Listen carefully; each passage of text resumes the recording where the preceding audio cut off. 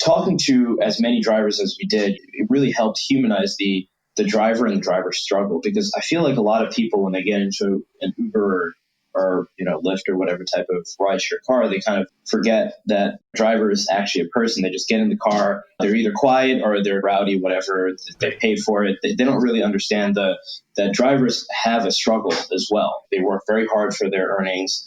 They struggle with their payments from their companies. They struggle with just the experience of having to drive for so many hours in the busy streets of New York, Chicago, Charlotte, all these cities across the entire country. And it really helped us identify with them so that we know exactly what they're going through, understand exactly what we can do to help them, and really create the product that is just make things super easy for them.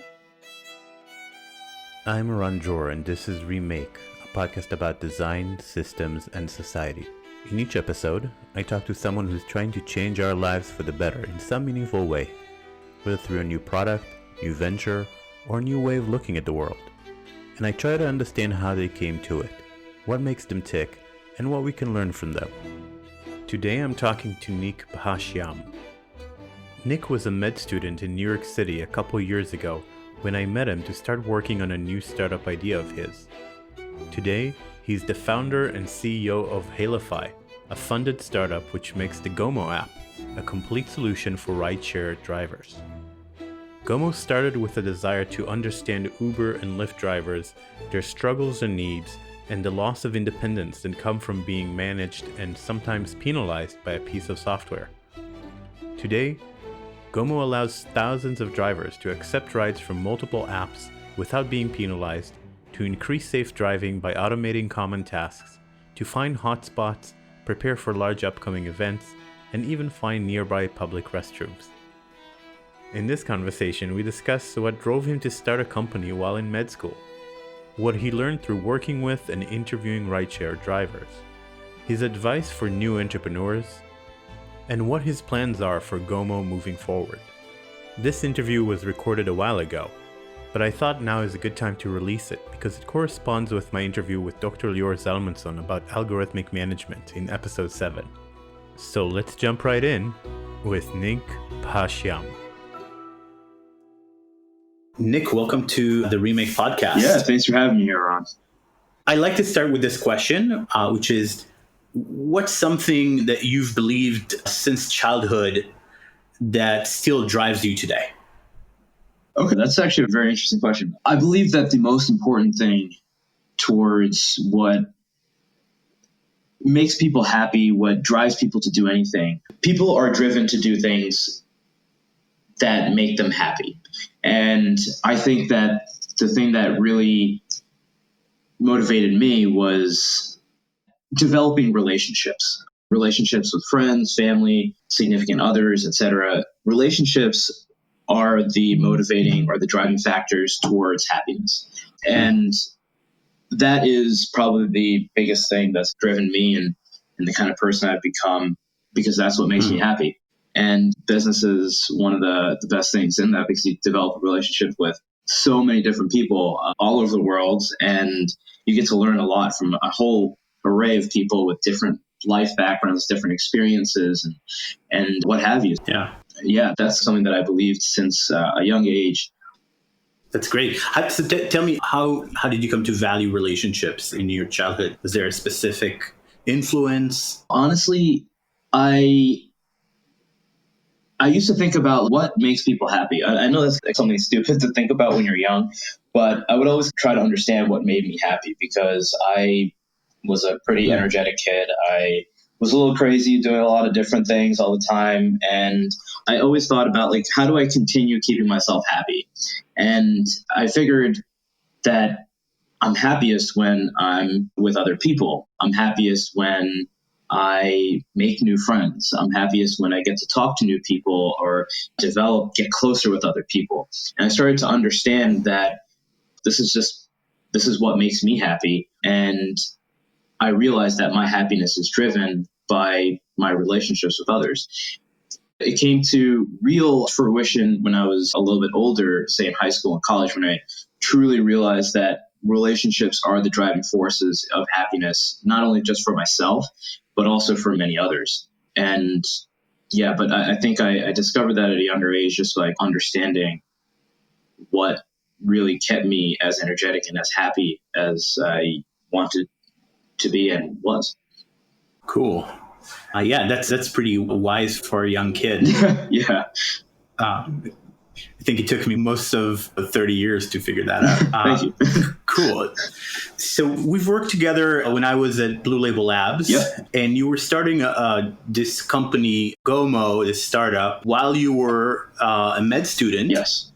And that's unusual. I'm curious, what led you there? What was your first what was the thing that kind of drove you into starting a technology startup? Well, I've always been fascinated by tech. My brother's in tech, a bunch of my family's in tech, and I've always been fascinated by tech. Also, more so, I've always been fascinated by this as well. So the synergy of the two makes a tech company.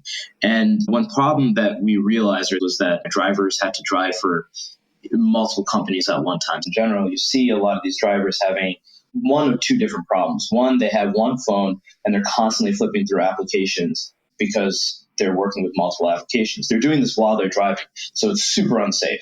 The other scenario is that they have several phones on their dashboard, one phone for each application that they drive for. So that's a ton of money that they're wasting. And it's also very unsafe because they're still going online and offline manually between phones and between rides while they're driving. And New York City is not an easy place to drive. You've been here, right. It's crazy, and they have to focus on the road while doing the thing with the phones. That is absolutely absurd. So, we came across the solution to create a seamless automated experience for drivers to switch between applications without having to push a button. Cool.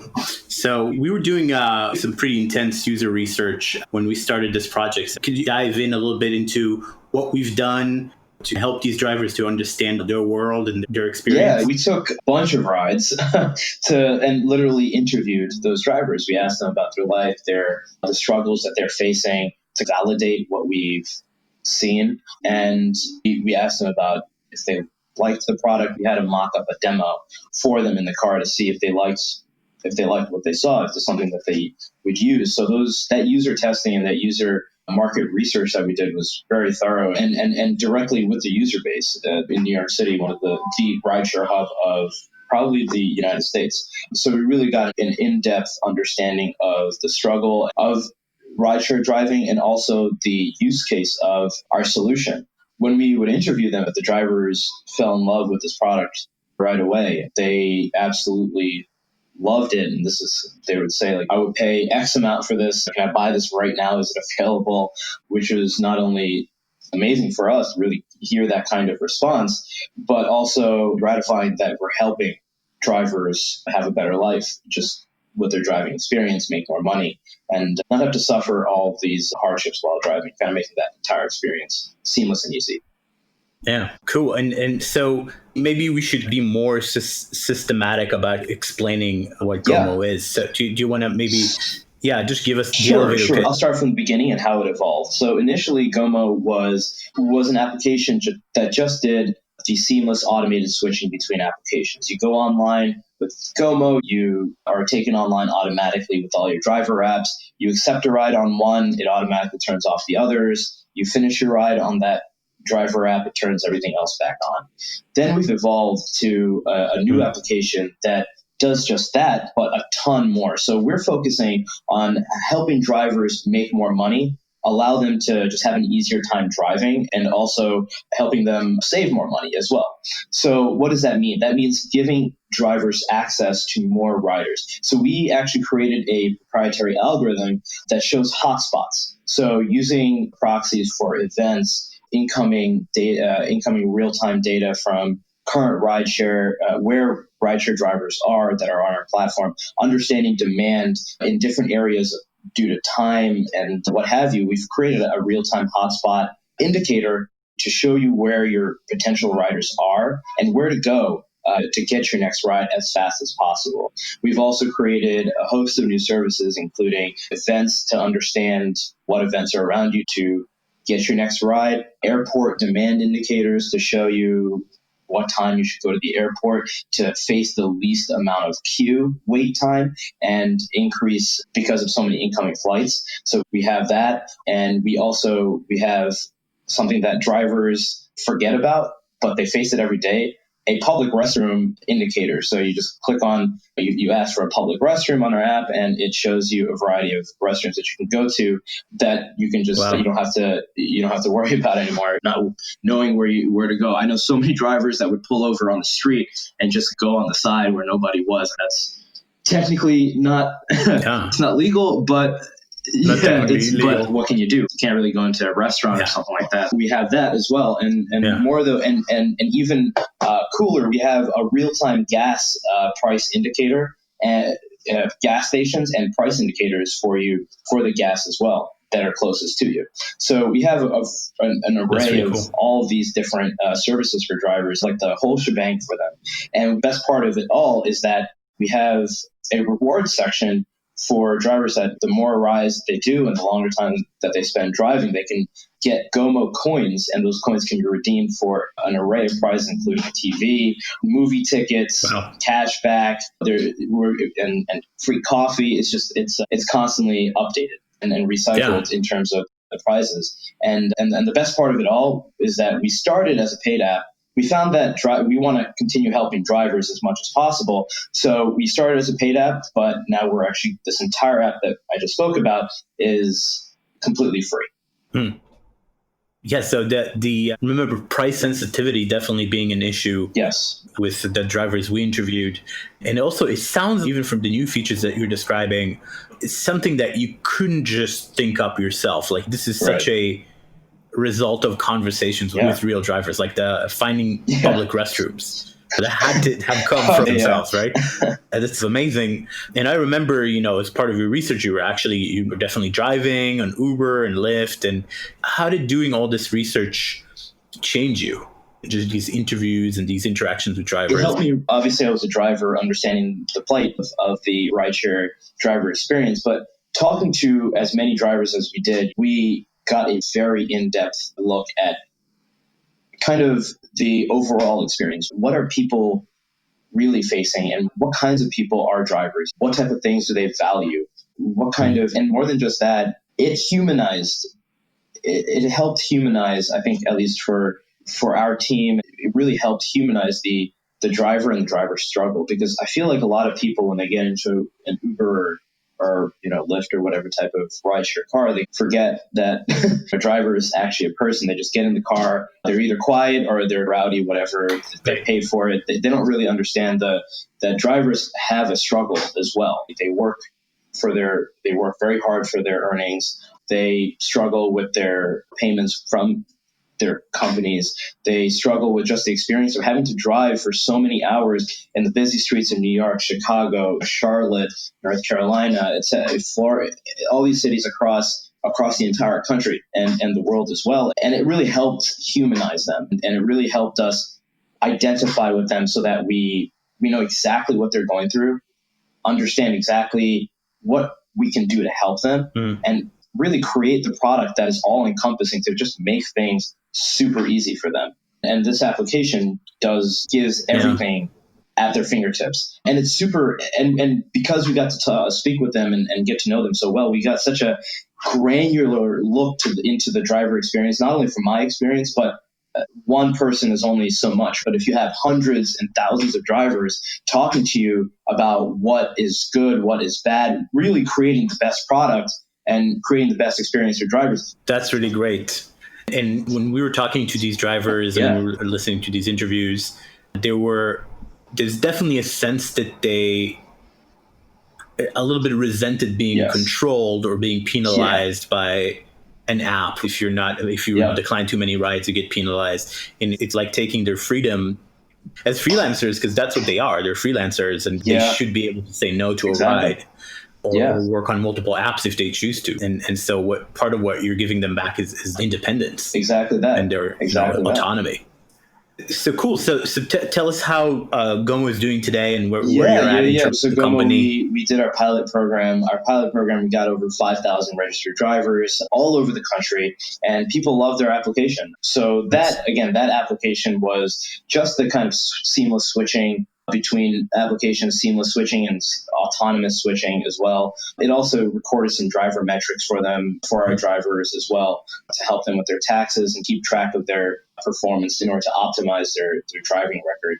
We are now working on our rebrand. It was named something else before, but now our rebrand, Gomo, which is what we're calling it, has all that, but more, like all of these features like I just had described. So everybody, our whole team is really heads down and trying to get this application just right and just perfect. We're sending out our app to be constantly tested by our driver friends in the community. So we've been stress testing it and just creating the best experience for the rideshare driver. And so we're working on that new application launch, which is going to be coming out on September 14th. So all of us are really excited to get that out, and also heads down to just trying to make this best experience possible for the rideshare driver. Yeah, so that's where we're at right now. And then after that, we're going to be launching and getting explosive growth as much as possible. We have a very exciting marketing plan in place. And also, we also have a lot of driver friends in the community that kind of already love our application and what we're doing. We're really excited to just get it out and help these drivers make more money and just have an easier time. And this time, not have to pay a thing for the best driver management tool out there. Yeah, that's amazing. Yeah. And it's safer. And exactly. It's a ton safer. Yeah, exactly. Yeah. You don't have to worry about playing with your phone. You just have to watch the road like you're supposed to. Exactly. Exactly. So cool. So how many people are currently involved with the company? So initially, when we started Blue Label, it was just me, and my brother had some help in there too. But since then, we've grown to about 10 people in the company. We have myself, my co-founder and COO, James, our senior operations associate, Peyton, our senior development, senior software engineer, Andre. We have a couple interns that are also working with us from Columbia University on the software engineering standpoint. We have another intern helping on our operations and marketing team. And we also have John, who is our senior Android developer as well. So we've really expanded from one person to a lot of people focusing on the efforts. We also have a bunch of drivers that we speak to on a daily basis that have been super helpful in just trying to create the best product. The drivers that we've really befriended that, goes into the hundreds that are working very closely with us. And our advisory board has also grown. Initially, we were just with Blue Label Labs, and Blue Label has been really helpful in trying to grow and help us evolve into the next phase of development and company growth. But we've also gotten several more advisors on the software development front. Jason Rotella, who's ex-Google, an ex-director at Google, IBM, and GE. We have Casper, who's the co-founder and CEO of Samasio, an advertising platform using very high-tech AI in his advertising company. We also have the CEO and founder of Wings, the first rideshare company in the world, Jeff. Nice. So he's joined our advisory board. And also on our advisory board is Matt Doss, the ex-TLC commissioner under Bloomberg, the longest-running TLC commissioner in New York City. He's joined our board and is formally working with us as well. And it's really exciting to have him and his expertise on the product and the issues at bay that New York and the rest of the country are facing. He's also the national president the international president of the National Regulator Society. So all the city regulators across the country, he's the president of all of them. So it's really cool to have him on board and help us create the best product for everybody, really. That's incredible. That's such a great energy of people coming to you. Yeah. So I wonder, do you connect it to your interest in forming relationships and in kind of business, I guess, is relationships? Yes, completely. Honestly, that's being able to grow your team with absolutely incredible, talented people like we have on our team right now, and even just our advisory. That's honestly the coolest part for me.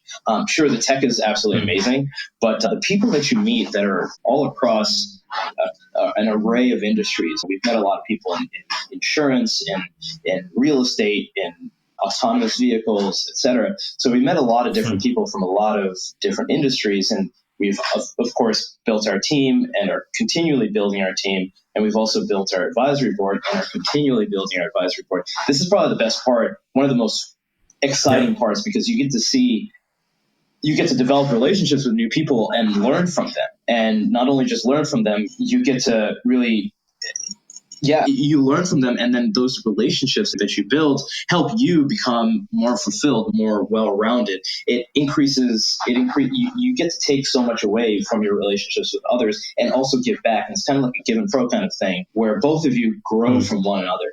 And the whole thing in life is about becoming bigger and better, right? It's always trying to be better in one or multiple aspects of your life. And in order to become the best that you can be, I really believe that comes from your relationships with others. And being able to meet so many different people like that is amazing. And that's really been super fulfilling. And that's exactly, like you said, the connection between what I believe is true happiness and business. And that's where medicine also comes into play as well. But yeah, it's really cool being able to meet and work with so many different types of people just to grow and give and take from it. So tell me about medicine. Where you are with that? What's are you putting it on hold? Yeah, it's on hold right now. I am focusing all my time on Gomo, and because there's so much to come, and there's so much to do. I've done a lot of what needed to be done with med school, so now I'm pushed that off so that I can focus all my time on Gomo, and it really does require a lot of my time. So all my focus is on that right now. Cool. It's funny. Like you came to us as a med student with this dream, and we started talking, and we were used to be a doctor, and now you kind of talk complete pro entrepreneur. Very, very impressive, and very quickly. How did you go through this transition from like someone who's mostly studying medicine to raising money and having board members and all that stuff? Yeah. So I had experience just running different businesses, mainly nonprofits, being one of the directors at the Echo Clinic, and also starting my own nonprofit in college that raised money for juvenile diabetes research and bone marrow transplant research as well. We also did a lot of nonprofit work with the underprivileged throughout the tri-state area, New Jersey, New York, Pennsylvania area, setting up free clinics, helping out with schools and education, promoting matriculation into higher studies, and staying away from gangs and staying away from drugs and those kinds of things that take very big holds in underprivileged societies. So we really did a lot to try to give back there. But, that was my experience kind of running businesses and whatnot.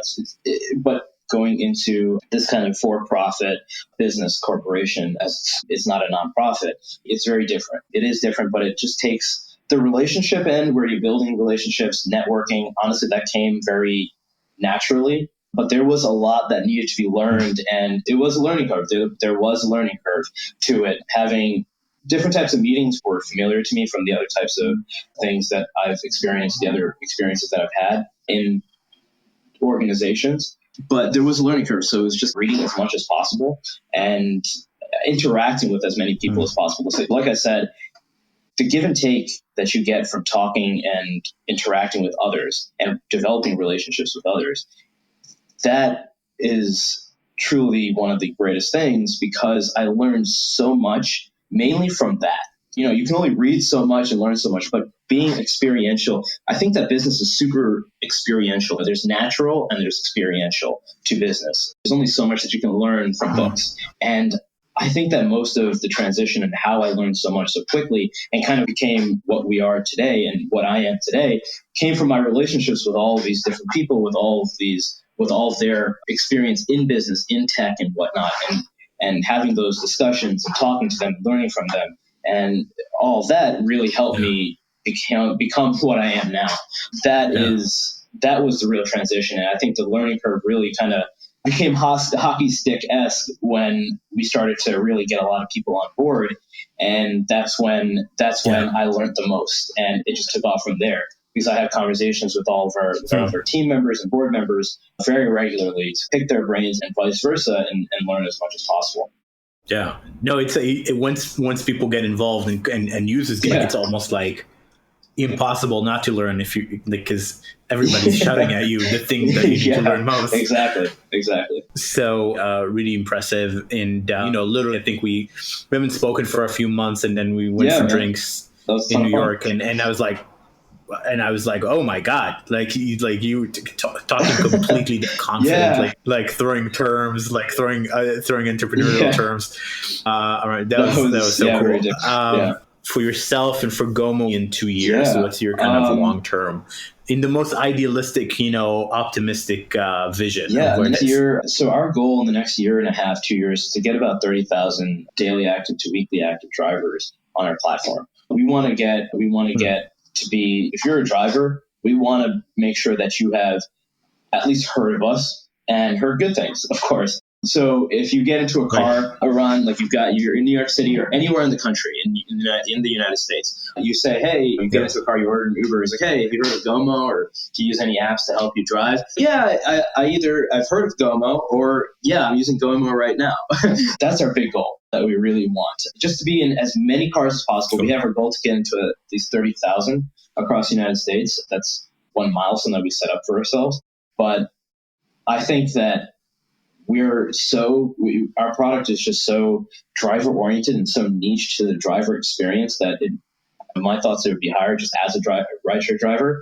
And it's also free. There's no other application that does all of these things. There are other applications that does one part or some parts or like that of what we do, but they're paid $10 to $15 or $50 per year per month. Drivers are regularly paying. Now they don't have to pay a thing, and they get all of it. So that's what we're really hoping to see in Gomo. And also, we're going to be continually expanding our team and full of, again, very talented individuals, very motivated and driven people. The most important thing, I think, for any company or any organization is to have people that not only identify with your vision, but build upon your vision in the form of making, say, the vision of Gomo, what I've made in the beginning, is them taking that and then building upon it and making that vision their own as well. So that is honestly, that is my goal, to make my vision, share it with my company, my board members, and have them make it their own vision and build upon it to make it their baby as well. So that's the kind of environment, the kind of culture that I want to foster. So everybody's super, super excited. Everybody has a vision for what is to come and is able to speak to one another very comfortably about this should change. No, this should change. No, we should do more of. This we should do less of. People are very comfortable kind of building that company culture. We have a very small team right now. Everybody's obviously everybody knows everybody else very well. As we grow, I want to keep that kind of company dynamic present. Because I feel like in so many different companies, it gets larger and larger and nobody really you only know one or two people. And then even though you might be a team of like 30 and you only know one or two people and you just get lost. I would never want that. I want people to just, everybody know each other, be able to make the baby their baby and be super excited and ambitious in taking our baby to the next level. It's making from an infant to a toddler, and a toddler to a child, and a child to a young adult, a teenager, and so on, helping in that growth process. Those are the big things that I want. And again, that ties directly into the relationships thing that I spoke about, because as we grow, I want to continue building those relationships on all ends and within the company to make the company culture and make everybody as best as possible, so that everybody can give and take from everybody else. Yeah. So, what is there some sort of book or methodology or something that's kind of driving that thinking around culture? Have you talked to anyone who kind of gave you some good ideas about culture? So my COO and I talk a lot about culture, James, and we have a lot of discussions about that. And for myself, the big thing that really drives me about this culture that I want to implement, it goes to say that with happiness comes increased productivity and just increased company output. And because everybody's actually happy and working together, going to work doesn't suck. There's so many places that you go to work and it just sucks. So I don't ever want that. I want it to be like a family feel, where everybody's comfortable to go to work. They don't have to stress about going to work because they're happy about it. And it's something that they look forward to. So that doesn't necessarily come from a book. That just comes more from my life experience, and it should be of your vision, of what you want. Sure, try to learn from other people, but really focus on what you believe to be right. And that's kind of how I envision it, and why I focus on that ideal as my driving factor in building culture. So this has been really, really interesting. I'd like to kind of think about someone who's a new entrepreneur who where you were, maybe just a few years ago, and see what would you tell them that maybe you would have wanted to hear at the start? What would be your advice? The most important thing is be open and willing to learn from others.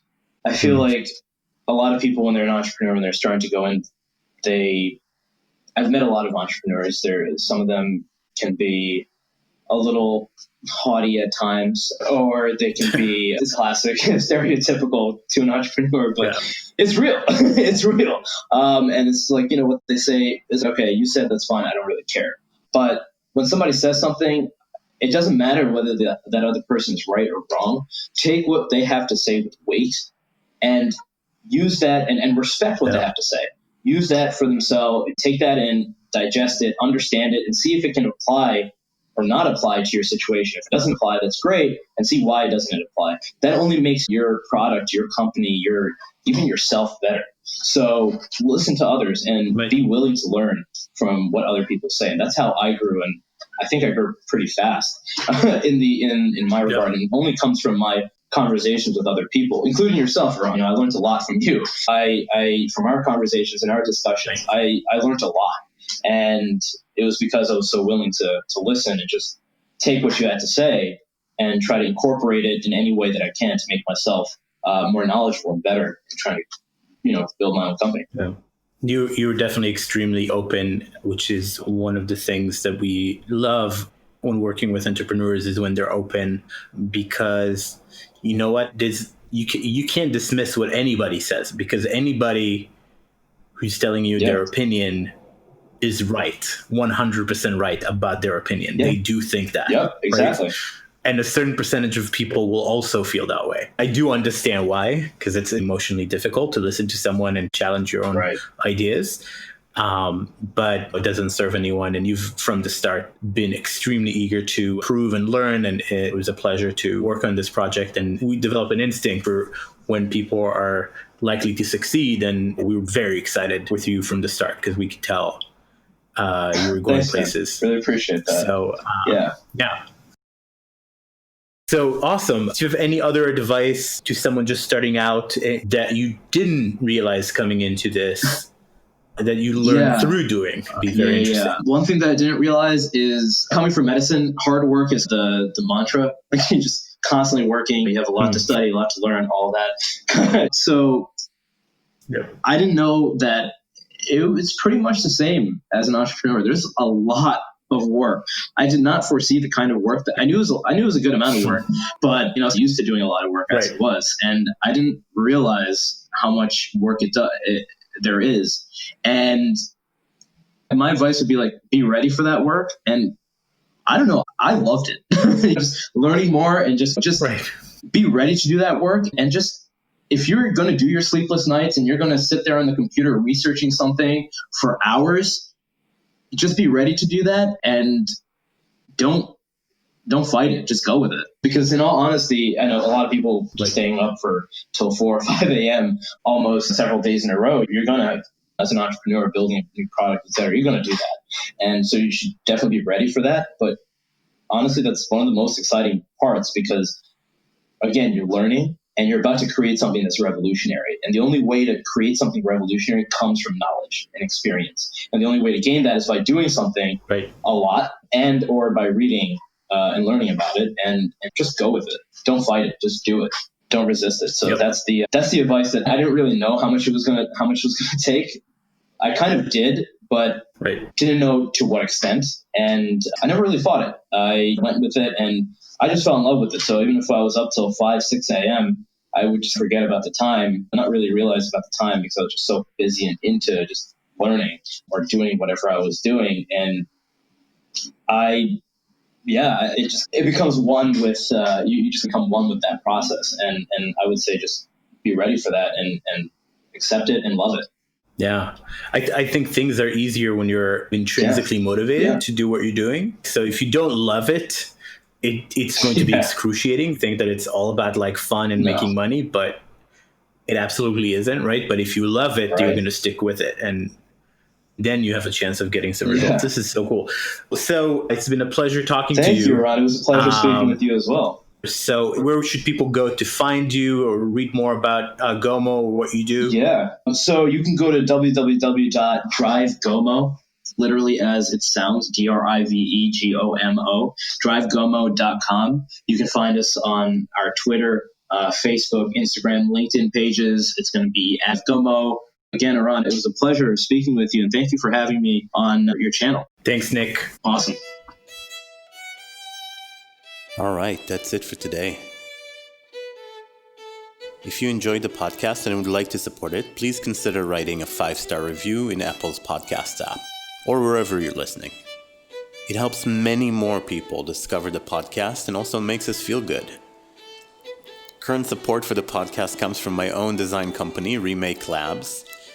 We run design sprints all over the world, and our goal is to improve outcomes, whether in business or various organizations, through repeated and rapid design interventions.